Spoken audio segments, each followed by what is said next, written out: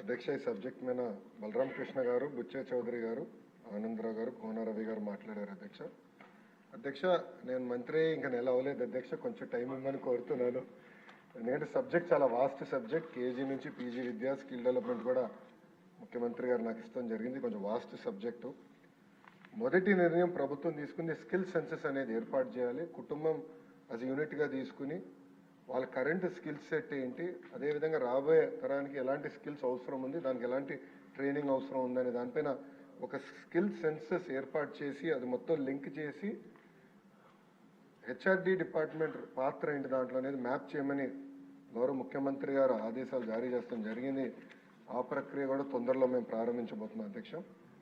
అధ్యక్ష ITI polytechnic వచ్చేగల 2-3 ఆలోచనలు ఉన్నాయి. అది కూడా గౌరవ సభ్యులందరూ కూడా మనం ఓపెన్గా డిస్కస్ చేయాలి. సెషన్ బయట కూడా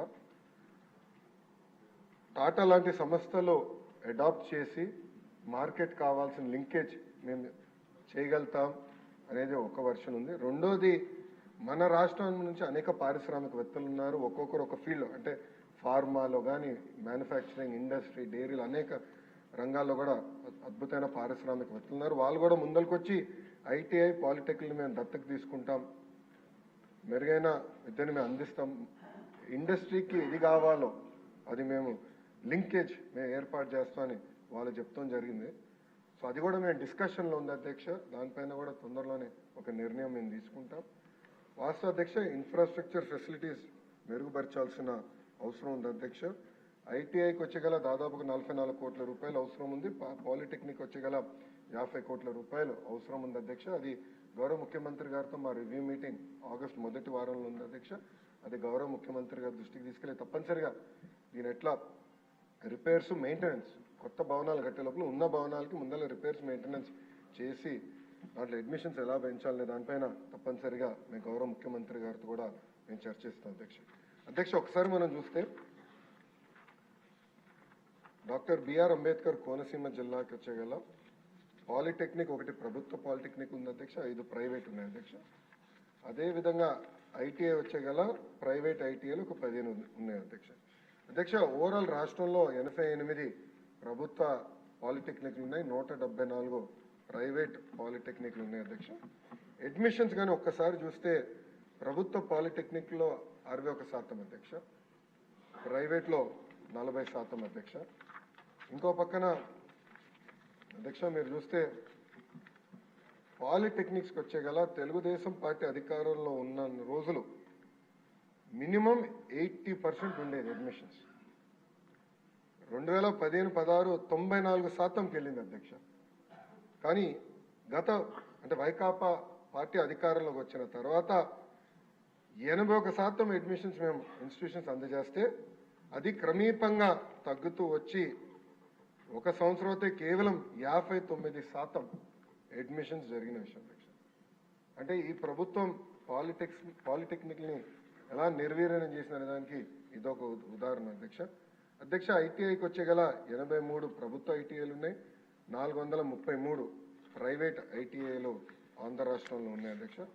ఇక్కడ కూడా ఐటీఐలో చూస్తే కూడా ప్రభుత్వ ఐటీఐలో అడ్మిషన్స్ 94% ఉంది అధ్యక్ష, ప్రైవేట్లో 61% ఉంది. ఐటీఐని కూడా బలోపేతం చేయాల్సిన అవసరం ఉంది. పెద్దలు బుచ్చే చౌదరి గారు చెప్పినట్లు NAC, national academy of construction అధ్యక్ష, ఇది గతంలో చంద్రబాబు నాయుడు గారు మొదటి టర్మ్లో హైదరాబాద్లో ఏర్పాటు చేసి ఫీడర్ ఇన్స్టిట్యూషన్స్ క్రియేట్ చేశారు, బ్రాంచెస్ ఏర్పాటు చేశారు. అది దాంట్లో భాగంగా రాజమండ్రిలో పెట్టారు. అది సచివాలయం కోసం ఫ్రంట్ అంతా చేసుకుని వెనకాల దూసేశారు ఎన్ఏసీని అధ్యక్ష. ఎన్ఏసీని కూడా బలోపేతం చేయాలనేది మా లక్ష్యం. సెక్రటరీ గారితో నేను చర్చించినప్పుడు కూడా కేవలం ఏదో ప్లంబర్స్, తాపి మేస్త్రీలను తయారు చేస్తాం అనేది కాదు, టెక్నాలజీతో అనుసంధానం చేయాలి. లేటెస్ట్ వస్తున్నాయి, బిల్డింగ్ మెటీరియల్స్ లేటెస్ట్ టెక్నాలజీ అనేవి వస్తున్నాయి, మెరుగైన వసతులు వాళ్ళు కల్పించాలనేది కూడా మేము డిస్కస్ చేస్తాం జరిగింది అధ్యక్ష. తప్పనిసరిగా ఎన్ఏసీని మేము బలోపేతం చేస్తాం, దాంట్లో ఎలాంటి సందేహం లేదు అధ్యక్ష. అదేవిధంగా కొత్త ఐటీఐలు ఏర్పాటు చేస్తే బాగుంటుందని పెద్దలు కూడా కోరారు. చాలామంది కూడా నాకు లెటర్ కూడా ఇస్తాం జరిగింది అధ్యక్ష. ప్రధానంగా నేను ఏం చేస్తున్నానంటే కేజీ నుంచి పీజీ వరకు బోత్ ప్రైవేట్ ప్రభుత్వ రంగం తీసుకుంటే ఎక్కడెక్కడ పాఠశాలలు ఉన్నాయి, దాని చుట్టుపక్కల పాపులేషన్ డెన్సిటీ ఏంటి, ఇండస్ట్రీస్ డెన్సిటీ ఏంటి, ఒక మ్యాప్ తయారు చేయమన్నాను అధ్యక్ష. ఎందుకంటే 117 జియో వల్ల ప్రభుత్వ విద్య దూరం అవుతుందని చాలామంది నా దృష్టికి తీసుకొస్తే ఫస్ట్ మ్యాపింగ్ చేద్దాం. అనుకున్న 45,000 ప్రభుత్వ పాఠశాలని మ్యాప్ చేయండి, పాలిటెక్నిక్ ఐటీఎల్ మొత్తం మ్యాప్ చేసి డెన్సిటీ ప్రకారం ఎక్కడ అవసరం ఉంది, ఇండస్ట్రీ ఎక్కడ రాబోతుంది.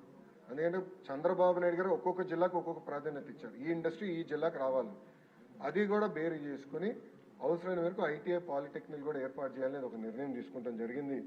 కూన రవి గారు ఒక ప్రశ్న అడిగారు అధ్యక్ష, గతంలో ఎప్పుడు ఐటీఐ కేటాయిస్తాం జరిగింది, ఎప్పుడు ప్రారంభిస్తారని అడిగారు అధ్యక్ష. ఆ వివరాలు కనుక్కుని తప్పనిసరిగా మెంబర్ గారు డైరెక్ట్ గా వివరాలు నేను తెలియపరుస్తాను. ఓకే, థ్యాంక్ యూ అధ్యక్ష. నెక్స్ట్ క్వశ్చన్ 94 సాంఘిక సంక్షేమ మంత్రి గారు. అధ్యక్ష,